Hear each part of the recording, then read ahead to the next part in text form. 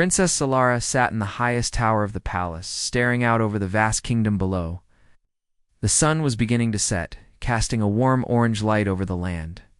But Solara didn't notice the beauty. Her heart felt empty, and her mind was clouded with thoughts of the future. She had always been told that one day she would be matched with a suitor worthy of her royal blood. A prince from another kingdom, a powerful warrior, or a skilled ruler, someone who could stand beside her and help guide the people. Her parents, the king and queen, had told her this since she was a little girl. But as the years passed, no one had come forward to claim her. She wasn't unattractive. In fact, many considered her one of the most beautiful women in the galaxy. Her long silver hair flowed down her back like a river of moonlight, and her violet eyes sparkled like stars. She had the grace and poise of a princess, and her smile could light up the room. But beauty alone wasn't enough. For her, it seemed, no one had the courage to approach her. Her parents had arranged many suitors over the years, aliens from distant planets with powerful families and titles. But each time, Solara found herself feeling more and more distant. None of them truly saw her. They only saw her as a prize to be won. They came to her with grand gifts, flowing speeches, and promises of power. But none of them cared to get to know her, the real her. They didn't understand her dreams, her fears, or her heart. The first suitor had been a tall alien from the planet Zorath, a warrior who was known throughout the galaxy for his strength.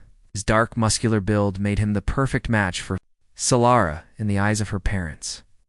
But when he had come to speak with her, all he did was boast about his victories in battle, never once asked her how she felt or what she wanted. It was clear to her that he only saw her as a means to enhance his own power. The second suitor was a wealthy prince from the planet Xyler, a place known for its vast riches. His approach was different. He showered Solara with jewels, fine clothes, and lavish gifts. But despite the beautiful presents, he never took the time to understand her. He simply wanted her because she was a princess, and he thought that marrying her would give him the respect he craved as each suitor came and went. Solara's hope began to fade.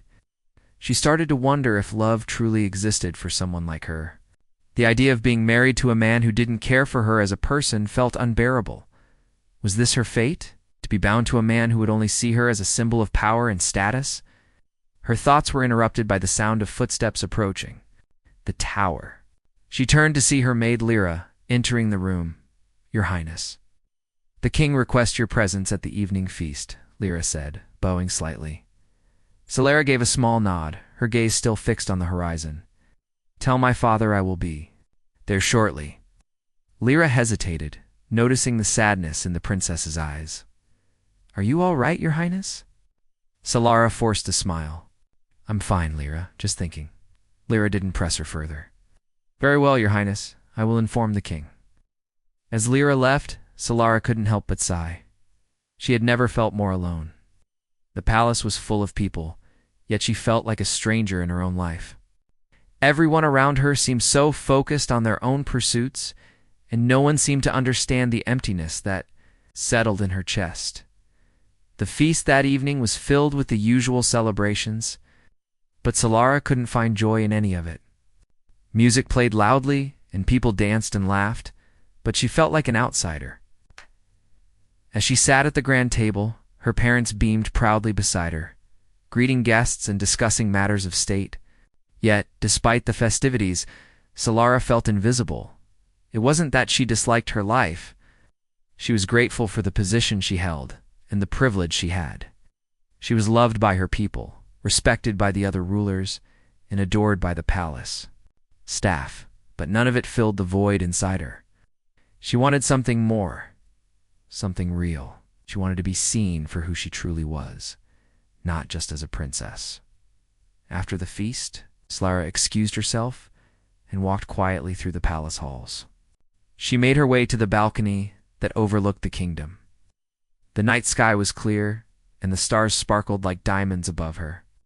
For a moment, she forgot about the weight of her responsibilities, the expectations placed on her.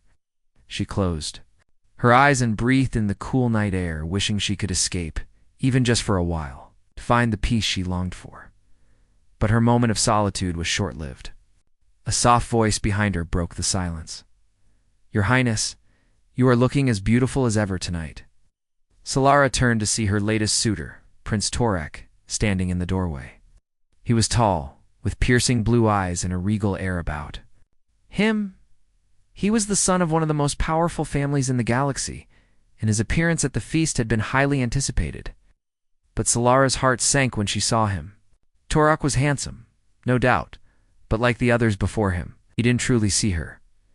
"Thank you, Prince Torak," she replied, her voice polite but distant. "But I am not in the mood for company tonight." Torak stepped closer, his smile widening.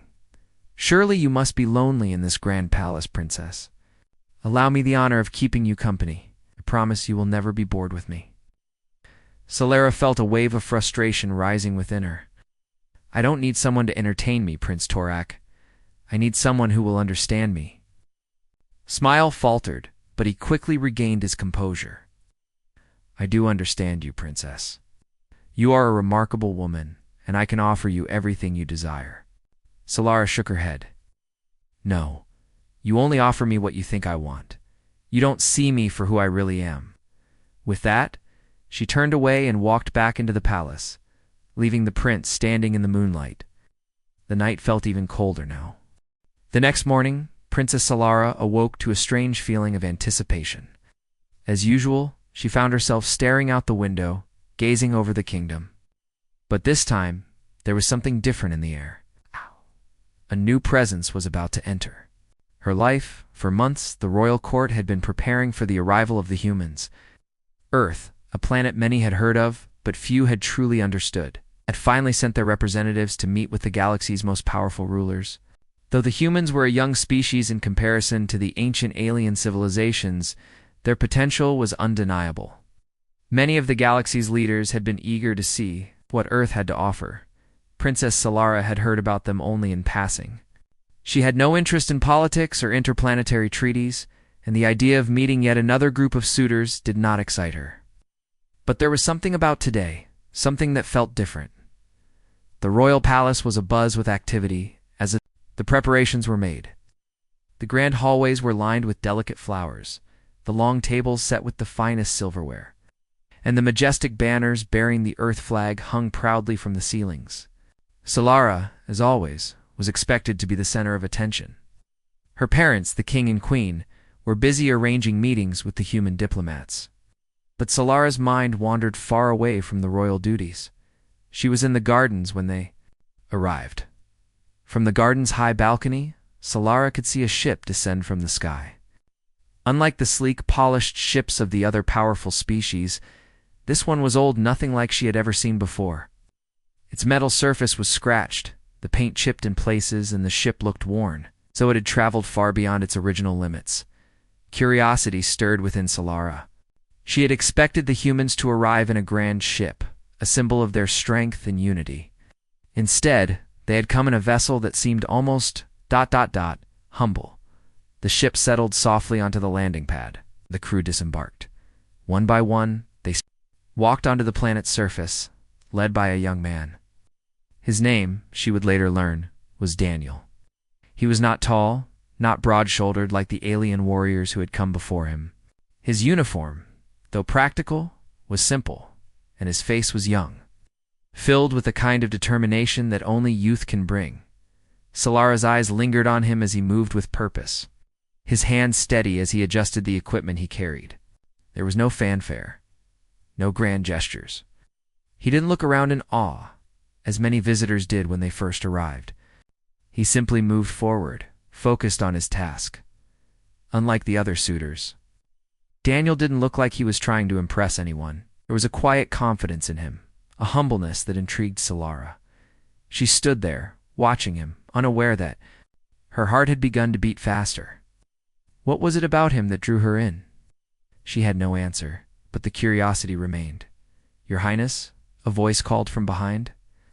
It was her maid Lyra, who had come to inform her that the human envoy was ready to meet with the royal family.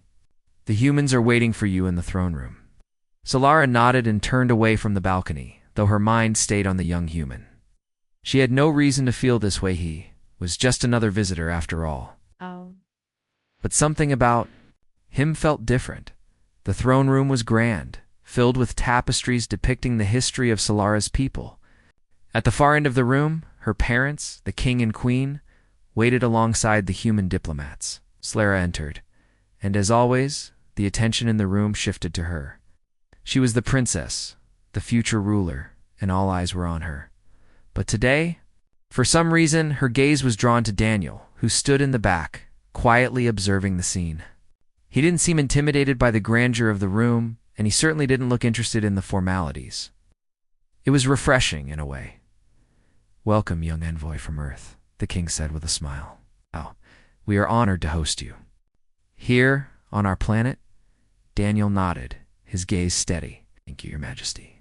It's a privilege to be here." As the conversation continued, Solara couldn't help but watch him. He spoke with confidence, but there was no arrogance in his voice. He wasn't here to demand anything or prove anything, he was simply here to represent his people. As the meeting went on, Solara found herself lost in thought. It was strange. She had met so many people before, but none of them had made her feel this way.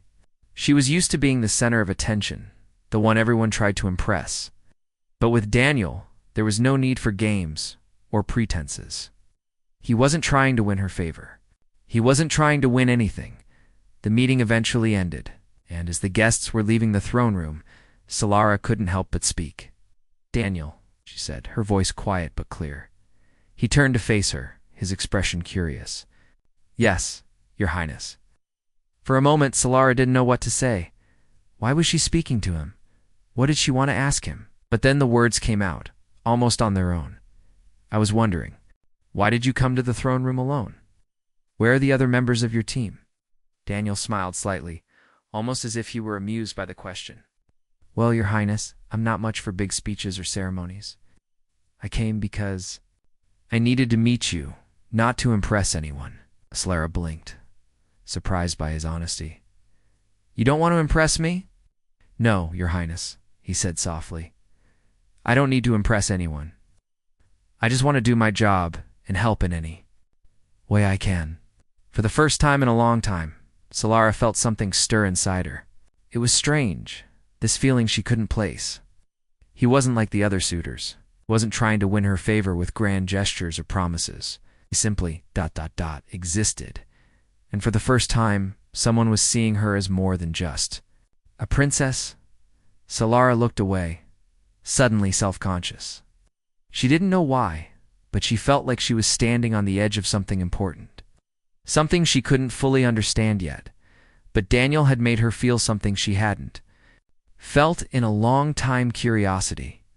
And that was a feeling she wasn't used to ignoring. "Thank you," she said softly, "for your honesty." Daniel gave a small, respectful bow. "It's my pleasure, Your Highness." As Solara watched him leave the throne room, she couldn't shake the feeling that her life was about to change. She wasn't sure how or why, but she knew that somehow Daniel had started something. The days that followed the human envoy's arrival were full of activity. Princess Solara had many duties to attend to: gatherings, councils, and royal events. But her thoughts often wandered back to Daniel. He seemed to be everywhere, though. Always in the background, quietly going about his work, never seeking attention. The more she saw of him, the more she began to wonder about the strange connections she felt at first. Solara had assumed that her interest in Daniel was just a passing curiosity. After all, he was different from the other suitors, wasn't trying to impress anyone with wealth or power, wasn't concerned with what anyone thought of him, was simply himself. But the more she watched him, the more she couldn't deny that there was something more. It was during one of the royal dinners that Solara found herself talking to him again. As the evening went on, the chatter around the table grew louder, and her parents spoke with various leaders about trade agreements and alliances. But for Solara, the noise faded as her attention drifted to Daniel, who sat a few seats away. She had never spoken to him for long, but tonight something felt different. Perhaps it was the way he didn't look at her with the same expectations as the other suitors. Perhaps it was the calm way he listened, as though he genuinely wanted to understand. Solara, feeling a strange pull, decided to approach him. Daniel, she said softly, her voice just above a whisper. He looked up surprised, then smiled warmly. Your Highness, I didn't expect you to speak to me tonight. Solaris smiled. Back, feeling a bit nervous. I wanted to ask you something, if you don't mind. Of course, he said, clearly interested. Why are you so different from the others? She asked, a bit hesitantly. All the other suitors are so eager to show off, to prove their worth to me. But you, you're different.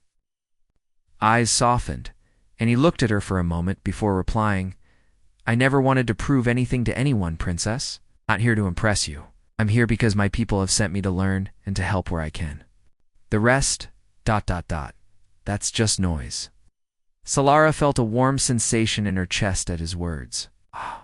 For the first time, she realized that he wasn't just being modest. He genuinely didn't care for the pomp and circumstance. He only cared about doing his job. He wasn't after her title, her wealth, or her kingdom. He was simply human. That's very refreshing, she said, her voice quieter now. Most people want something from me. They want to be close to the throne to gain power through marriage, but you're not like that. Daniel shrugged lightly. I'm not interested in titles or power. I don't know about all the traditions of your people, but I'm here to help. If that's enough, then I'll be happy. For a moment, Solara just looked at him. There was something about him, his sincerity, his straightforwardness, that made her feel understood in a way she hadn't felt in years. No one had ever spoken to her like this. No one had ever cared to know her for who she was inside, rather than what she represented. Thank you, she whispered, her voice almost lost in the noise of the room. For being honest. Daniel smiled. It's the least I can do, Your Highness. For the rest of the evening, Solara found herself stealing glances at him, her heart fluttering unexpectedly. She had never felt this way about anyone before. There was no sense of duty or obligation, no pressure to please anyone. It was just a simple, genuine connection. The next few days passed quickly. Solara continued her royal duties, attending meetings, hosting visitors, and overseeing important matters of state. But always in the back of her mind was Daniel. She couldn't stop thinking about their conversations, the way he made her feel at ease. One afternoon, while walking through the palace gardens, Solara was surprised to find Daniel there. He wasn't in his usual formal attire, but instead wore simple clothes, looking as though he were enjoying the peaceful surroundings. Daniel, she asked, startled to see him there alone. He turned to her, his face lighting up with a smile. Ah, Princess Solara, I was just enjoying the peace. It's nice to be away from the formalities for a while. Solara smiled, feeling the tension in her chest ease. I know what you mean. Sometimes I wish I could leave all the royal duties behind and just be. Just live without all the expectations. Daniel nodded, his gaze thoughtful. I can imagine. Must be hard, with everyone always watching, always expecting something from you. It is, she said, her voice softer now. But I also know it's my duty. I have to do what's expected of me. I can't just be normal. You're human too, right? Daniel said with a small grin. You're allowed to be human? You deserve to live your life the way you want to. Solara felt a lump form in her throat at his words. No one had ever said anything like that to her. Most people saw her as a figurehead, a future ruler. But Daniel saw her as a person, as someone who deserved her own happiness, her own choices. I think you're right, she said quietly, looking at the ground for a moment. I've spent so long trying to be the perfect princess, the perfect heir, but I'm not sure if that's what I want anymore. Daniel took a step closer, his voice gentle. Don't have to be perfect, Solara. No one is. The princess's heart raced. He had used her name without the usual formality, and it felt different. It felt real. She looked up at him, meeting his eyes. For the first time, she didn't feel like a princess, a symbol, or a piece on a chessboard. She just felt like a person, talking to another person who understood her. I don't want to be alone anymore, she admitted, the words slipping out before she could stop them. I don't want to be surrounded by people who don't really see me, who don't care about who I really am. Daniel didn't say anything at first. He simply looked at her with understanding, his expression warm and kind. "You're not alone, Solara," he said softly. "Not as long as I'm here." In that moment, the weight that had been pressing on Solara's chest for years seemed to lift. She didn't know where this connection with Daniel would lead, but she knew one thing for certain. He was the first person in a long time who had made her feel truly seen, and for the first time in a long while, Solara felt a glimmer of hope. As the days passed, Solara found herself thinking about Daniel more and more. His words, his honesty, his quiet confidence, it was all so different from the suitors she had known. He wasn't like them, didn't play games or wear a mask to impress her. And that made him stand out in a way no one else had. But not everyone in the palace saw Daniel the way Solara did. The other suitors, who had come to win her favor, began to notice the bond forming between her and the young human. They didn't like it. They had been taught that Solara was a prize to be won, a future queen whose hand in marriage would be the key to greater power. Daniel, however, had no interest in their games, and that troubled them. It was during a grand ball held in honor of the human envoy that the first signs of trouble appeared. The ballroom was filled with laughter and music, the air thick with the scent of flowers and fine perfumes. The king and queen greeted their guests, smiling and shaking hands, while Solara stood near the center, surrounded by alien suitors and dignitaries. Her eyes, however, kept drifting back to Daniel, who was standing off to the side, quietly observing as the evening wore on. The suitors became more vocal in their attention to Solara, each one trying to outdo the other in displays of wealth and status. One presented her with a necklace of rare gems. Another offered her a beautifully crafted sword from a distant planet. But Solara barely noticed. Her thoughts were still with Daniel, who had excused himself from the festivities, choosing instead to wander the gardens outside, Your Highness. A voice interrupted her thoughts. It was Torek, the handsome prince from the planet Zorath. He had been one of the first suitors to approach her, and while he was strong and powerful, Solara found his arrogance hard to bear. "Shall we dance?" Solara smiled politely, but her eyes flickered to the door where Daniel had gone. "I'm afraid I'm not in the mood to dance tonight, Prince Torek." Torek's smile faltered slightly, but he quickly recovered. "Shame. I had hoped we could share a moment together." He glanced around the room, clearly aware that the other suitors were watching. "But I suppose you have more important things to do." Solara felt a sting of discomfort. His words seemed pointed, as if he were accusing her of neglecting him for someone else. "I'm not neglecting anyone," she said, her voice steady. "I simply need some air." Before Torek could respond, Solara turned and made her way out of the ballroom, stepping into the cool night air. She found Daniel standing in the garden, his back to her as he gazed up at the stars. For a moment she hesitated, watching him from a distance. But then, gathering her courage, she approached him. "Daniel," she said softly. He turned at the sound of her voice, and when he saw her, a warm smile spread across his face. "Solara, I was wondering when you'd come out here." She smiled back, feeling a flutter in her chest. "I needed some space." "The ball. It's too much sometimes, I understand," Daniel said. "It's hard to be surrounded by so many people and still feel so alone." Solara nodded, her heart heavy with the truth of his words. "That's how I feel most of the time. Like no one sees me, they only see what I represent." Daniel's gaze softened. "I see you, Solara, the real you. The princess or the future queen. Just you." His words filled her with a warmth she couldn't explain. It was as though a weight had been lifted from her shoulders, and for the first time in a long while, she felt free. "I'm glad you see me," she said, her voice barely a whisper. "But there are so many people who don't, and they'll do anything to make me choose them." Daniel frowned, his brow furrowing. "What do you mean?"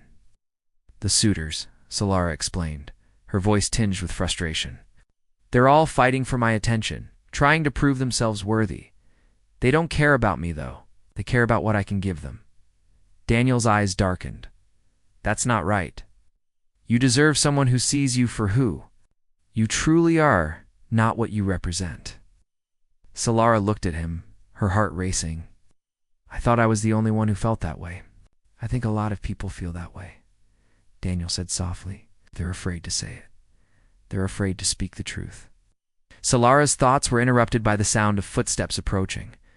She turned to see Torak and a few of the other suitors standing at the edge of the garden, watching her and Daniel with narrowed eyes. Torak stepped forward, his voice dripping with sarcasm. I see you found some company, princess. I hope you're enjoying the night air with ... your new friend. Solara felt her face flush with embarrassment. She could sense the tension in the air, the unspoken challenge in Torak's words. The other suitors were watching closely, waiting to see how she would react. I am enjoying the night air, yes, Solara replied coolly, trying to hold her ground. And Daniel is not just a friend, he's a representative of Earth here on a diplomatic mission.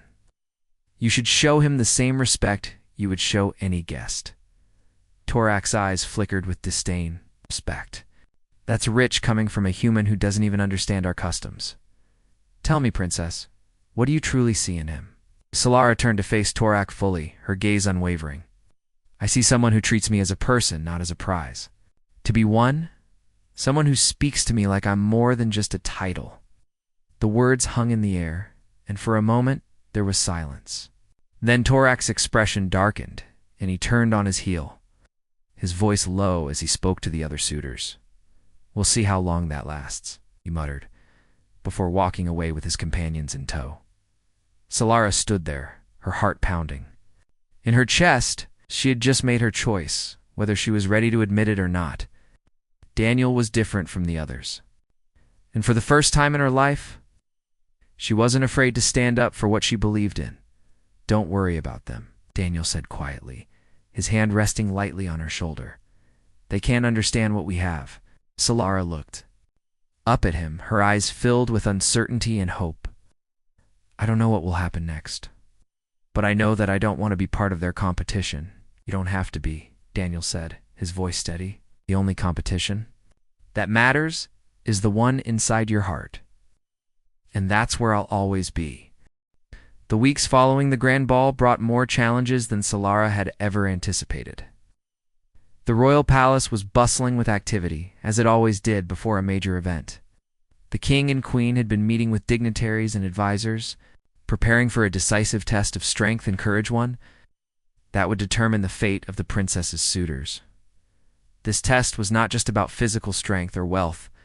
It was a challenge to see who had the courage to face real danger, to prove their loyalty and bravery.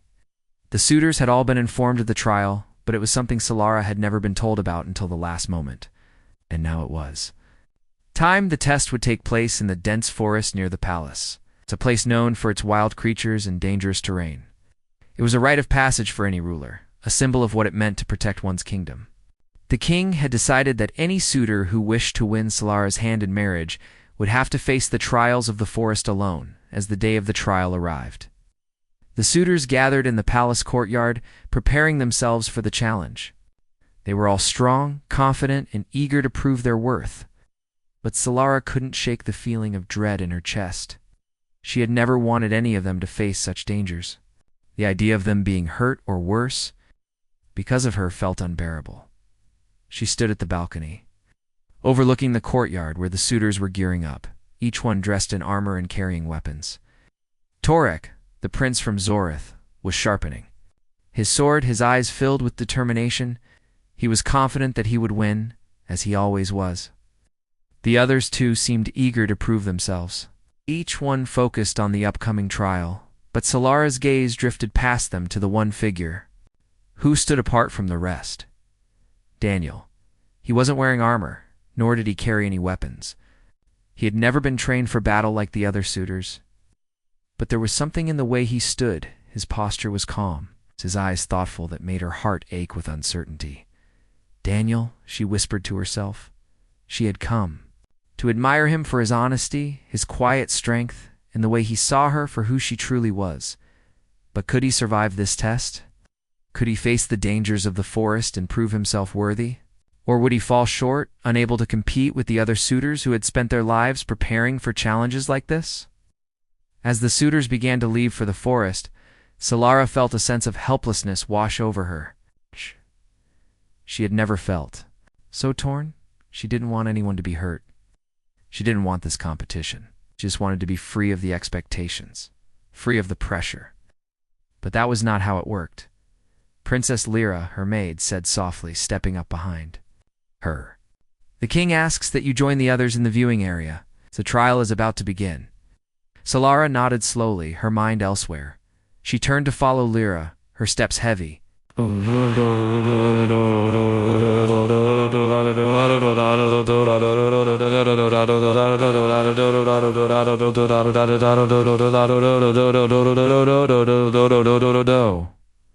She couldn't stop thinking.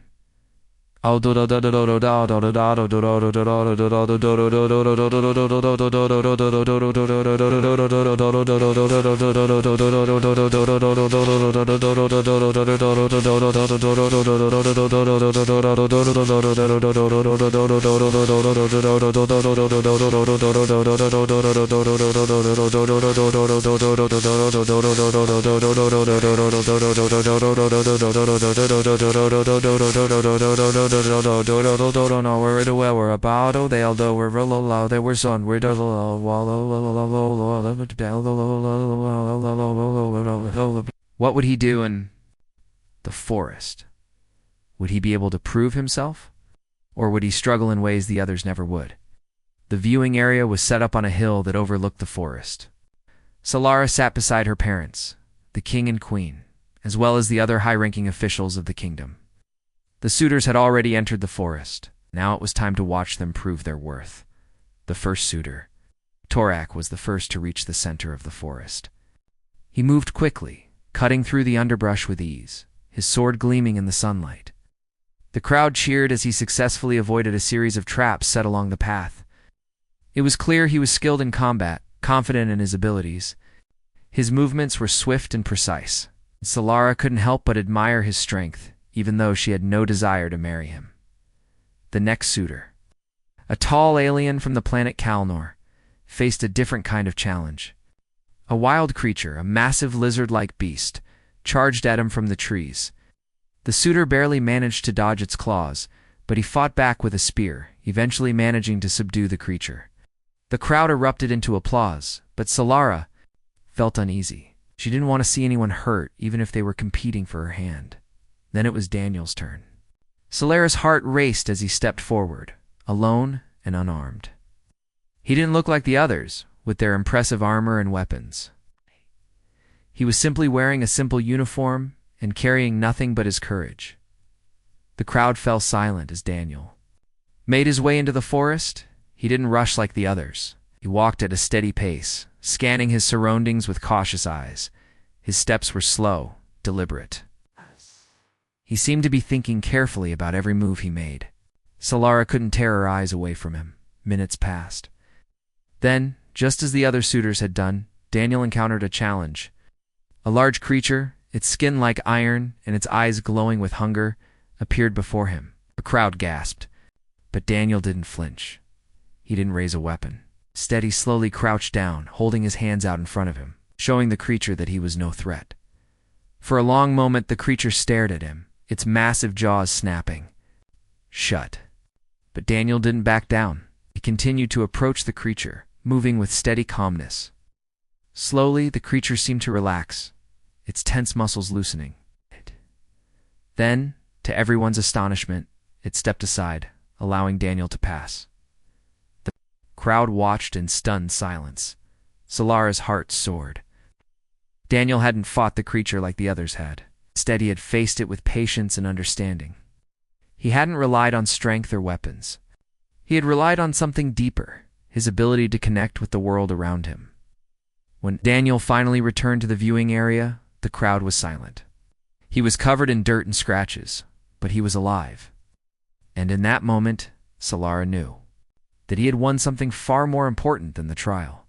He had won her respect, her admiration, and perhaps her heart. As the suitors returned one by one, Solara sat quietly, her thoughts consumed by the image of Daniel and the way he had handled the challenge.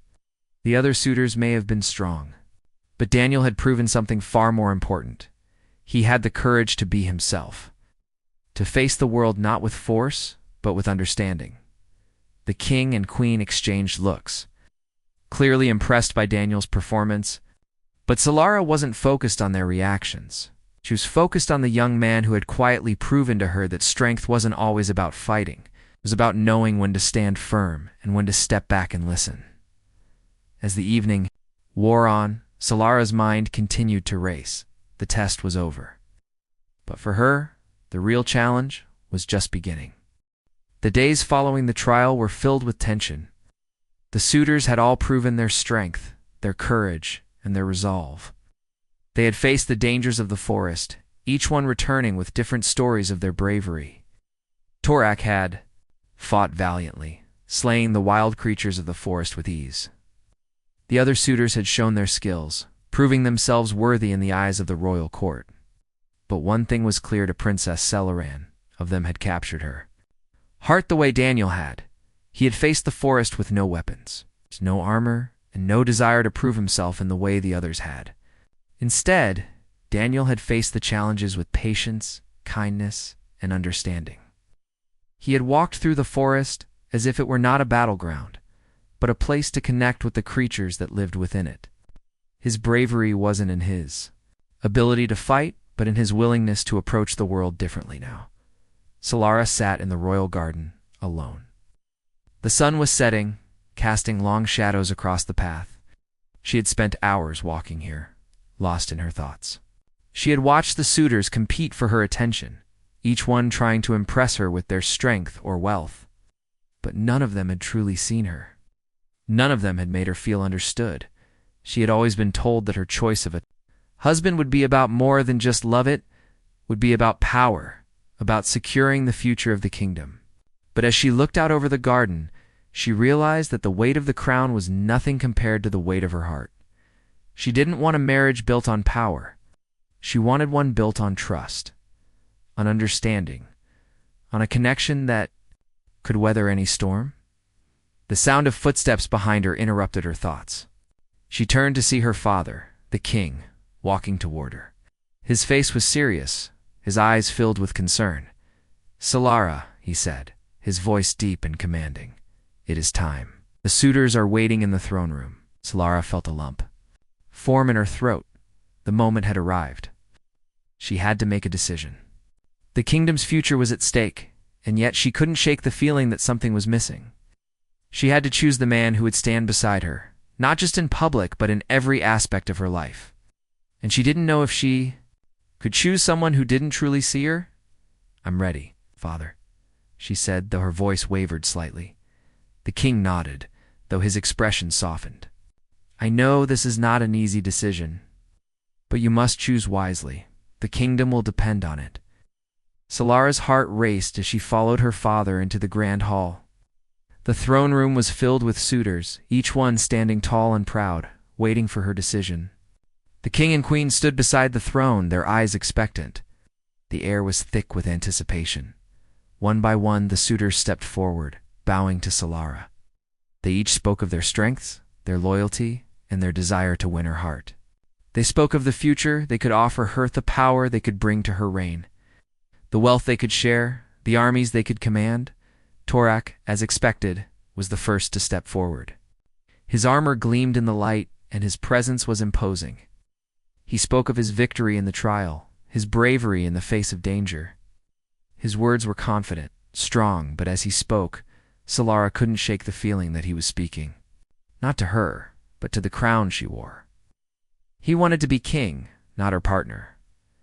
Next came the prince from Kalnor, tall and broad-shouldered alien who had faced the beasts of the forest with impressive skill.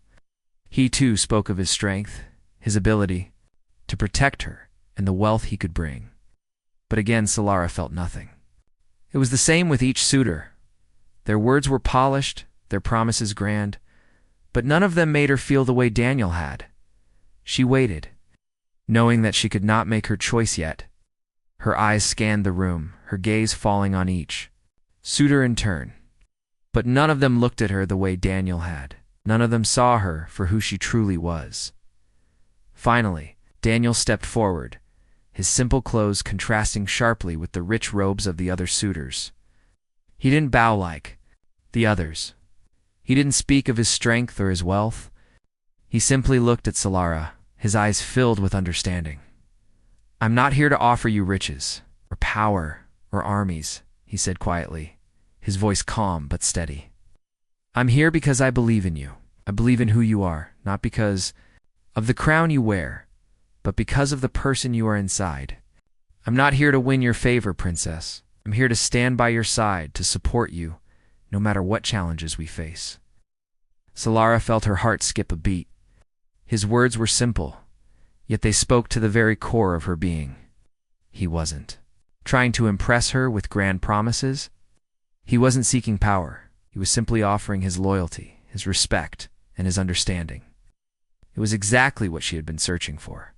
The room was silent as Solara looked at him, her mind racing. She thought of the other suitors, their grand speeches, their promises of strength and power.